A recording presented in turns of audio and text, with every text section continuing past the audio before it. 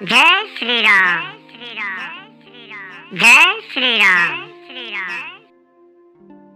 फिर लक्ष्मण जी को क्रमशः भेंट करके और प्रणाम करके सीता जी के चरणन की धूलि को सिर पे धारण करके और समस्त मंगलन के मूल आशीर्वाद सुन के वो प्रेम सहित चल दे। छोटे भैया लक्ष्मण जी समेत श्री राम जी ने राजा जनक जी को सिर नवाए के उनकी बहुत प्रकार से विनती करी और बढ़ाई करी। हे देव, दयावश आपने बहुत दुख पायो, आप समाज सहित वन में आए, अब आशीर्वाद दे के नगर को पधारो। ये सुनकर राजा जनक जी ने धीरज धर के गमन करो। फिर श्री रामचंद्र जी ने मुनि, ब्राह्मण और साधुन को विष्णु और शिव के समान जान के सम्मान करो और उनको विदा करो। अब श्री राम लक्ष्मण दोनों भैया सास सुनैना जी के पास गए और उनके चरणन की वंदना करके आशीर्वाद पाए के लौटे आए। फिर विश्वामित्र, वामदेव, जावाली और शुभ आचरण वाले कुटुंबी, नगर निवासी और मंत्री सबको छोटे भैया लक्ष्मण जी सहित श्री रामचंद्र जी ने यथा योग्य विनय और प्रणाम करके विदा करो। कृपा निधान श्री रामचंद्र जी ने छोटे, मध्यम, मझले और बड़े सभी श्रेणी के स्त्री पुरुषन को सम्मान करके उनको लौटायो।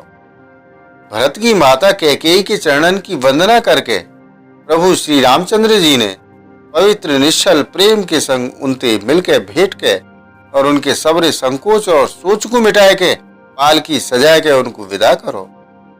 प्राण प्रिय पति श्री रामचंद्र जी के संग पवित्र प्रेम करन वाली सीता जी नैहर के कुटुंबन थे और माता पिता थे मिलके लौटी।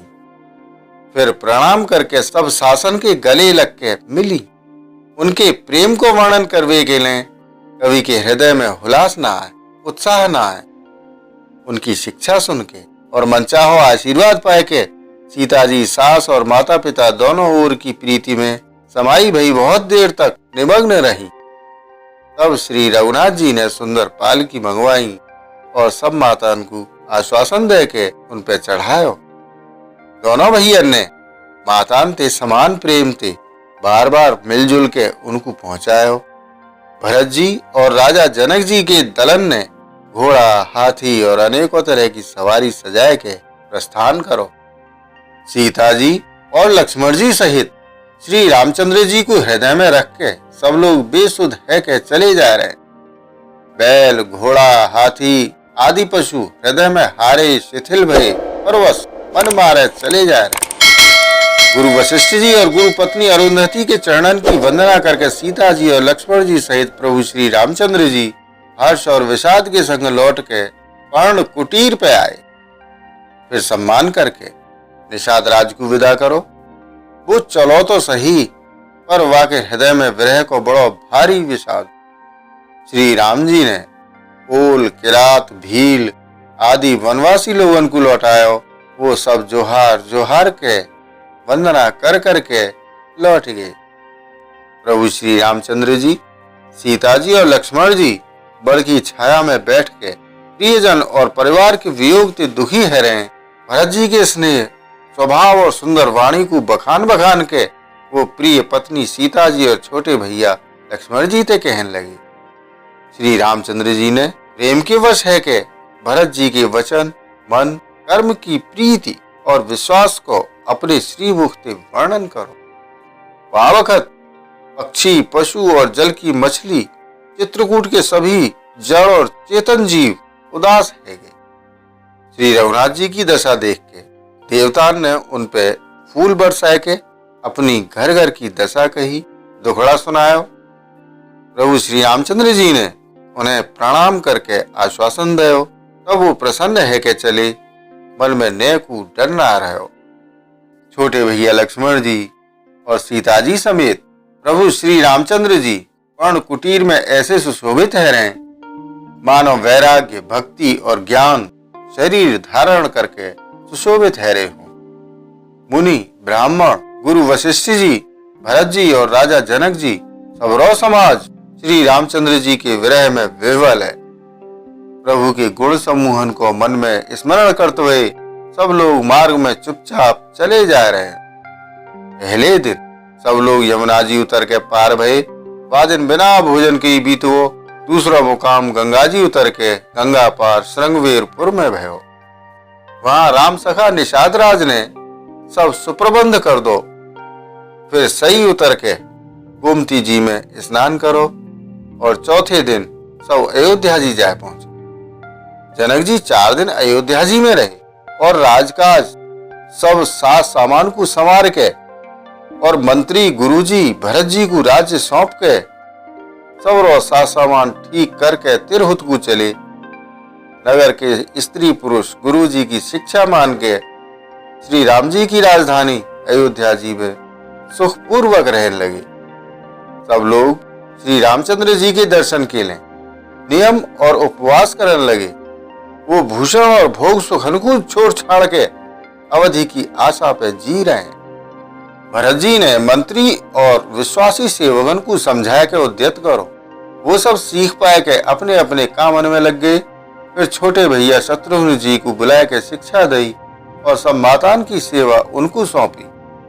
ब्राह्मणन को बुलाए के भरत जी ने हाथ जोड़ के प्रणाम कर अवस्था के अनुसार विनय और निहोरा करो कि आप लोग ऊंचो नीचो छोटो बड़ो अच्छो मंदो जो कछु कार्य हुए वाके ने आज्ञा दो, संकोच मत करियो। भरत जी ने फिर परिवार के लोगों को, नागरिकों को और अन्य प्रजा को बुलाए के उनको समाधान करके उनको सुखपूर्वक बसाया। फिर छोटे भैया शत्रुघ्न जी सहित वो गुरु जी के घर गए और दंडवत करके हाथ जोड़ के बोले, आज्ञा हो तो मैं नियम पूर्वक रहूं।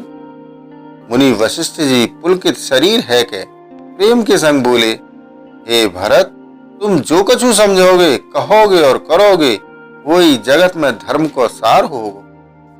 भरत जी ने जे सुन के और शिक्षा बड़ो आशीर्वाद पाए के ज्योतिषिन को बुलाया और दिन अच्छो मुहूर्त साध के प्रभु की चरण पादुकन को निर्विघ्नता पूर्वक सिंहासन पर विराजमान कराया। वे श्री राम जी की माता कौशल्या जी और गुरु जी के चरणन में सिर नवाए के प्रभु की चरण पादुकन की आज्ञा पाए के धर्म की धुरी धारण करवे में धीर भरत जी ने नंदीग्राम में पर्णकुटी बनाए के वही में निवास करो। सिर पे जटाजूट और शरीर में मुनिन की वलकल वस्त्र धारण करे। पृथ्वी को खोद के वाके भीतर कुछ की आसनी बनाई।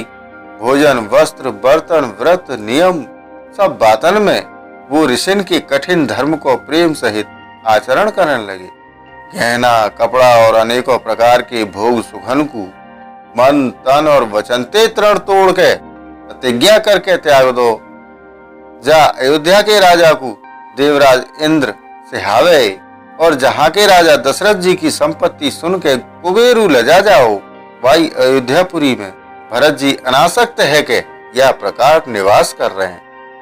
जैसे चंपा के बाग में भौरा श्री रामचंद्र जी के प्रेमी बड़भागी पुरुष लक्ष्मी के विलास भोगेश्वरी को वमन की भांति त्याग दें, फिर वाकी ओर देखें ना। फिर भरत जी तो स्वयं श्री रामचंद्र जी के प्रेम के पात्र हैं। वो या भोगेश्वर त्याग रूप करनी ते बड़े ना भय, अर्थात उनके लिए जे कोई बड़ी बात ना है। पृथ्वी पे को जल न पीवे की, एक ते चालक की और नीर क्षीर विवेक की, विभूति शक्ति ते हंस की सराहना हुए। भरत जी को शरीर दिन दिन दुबलो होत जाए। तेज, अन्न, घृत आदि ते उत्पन्न होने वाला मेद घट रो है। बल और मुख छवि, मुख की कांति और शोभा वैसी बनी हुई है। राम प्रेम को प्रण नित्य नयो और पुष्ट हुए। धर्म को दल बढ़तो जाए और मन उदास न आए, अर्थात प्रसन्न है। जैसे शरद ऋतु के प्रकाश विकासते जल घटे पर बैंत शोभा पामे और कमल विकसित हुए। शम, दम, संयम, नियम और उपवास आदि भरत जी के हृदय रूपी निर्मल आकाश के नक्षत्र हैं। विश्वासी व आकाश में ध्रुव तारो है। 14 वर्ष की अवधि को ध्यान पूर्णिमा के समान है और स्वामी श्री राम जी की सुरति स्मृति आकाश गंगा सरीखी प्रकाशित है। राम प्रेमी अचल सदा रहने वालो और कलंक रहित चंद्रमा है।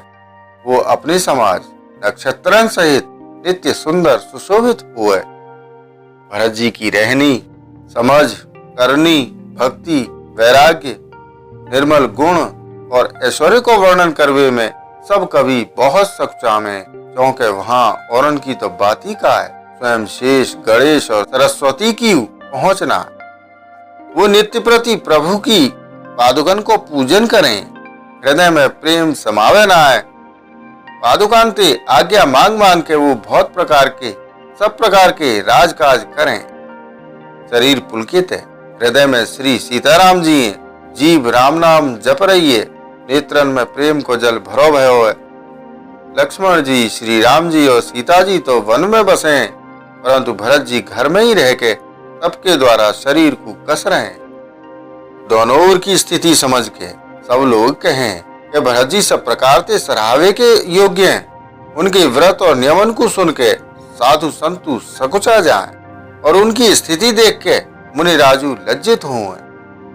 भरत जी को परम पवित्र आचरण, चरित्र, मधुर, सुंदर और आनंद मंगलन को देने वालो है।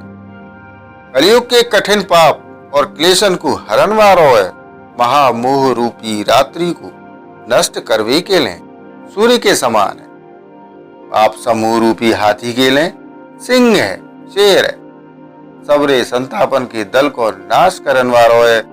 भक्तन को आनंद देने वालो और भव के भार संसार के दुख को भंजन करने वालो है। श्री राम प्रेम रूपी चंद्रमा को सार अमृत है। श्री सीताराम जी के प्रेम रूपी अमृत से परिपूर्ण भरत जी को जन्म यदि न हो तो मुनिन के मन को अगम यम, नियम, शम, दम आदि कठिन व्रतन को आचरण कौन बतातो। दुख, संताप, दरिद्रता, दंभ आदि दूषण को अपने सुयश के बहाने कौन हरण करतो। और कलिकाल में तुलसीदास जैसे शठन को हठपूर्वक कौन श्री राम जी के सम्मुख करतो। तुलसीदास जी के हैं, जो कोई भरत जी के चरित्र को नियम से आदर पूर्वक सुनेंगे, उनको अवश्य श्री सीताराम जी के चरणन में प्रेम हो और सांसारिक विषय रस्ते वैराग्य हो। जय श्री राम। जय श्री राम। प्रियजनों, शेष रामचरित्र अगले वीडियो में। तब तक इस वीडियो को लाइक और शेयर करें, चैनल को सब्सक्राइब करें, साथ ही नोटिफिकेशन बेल आइकन को दबाना ना भूलें, जिससे आने वाली वीडियो आपको मिलती रहे। वसुधैव कुटुंबकम। जय श्री राम। जय हिंद।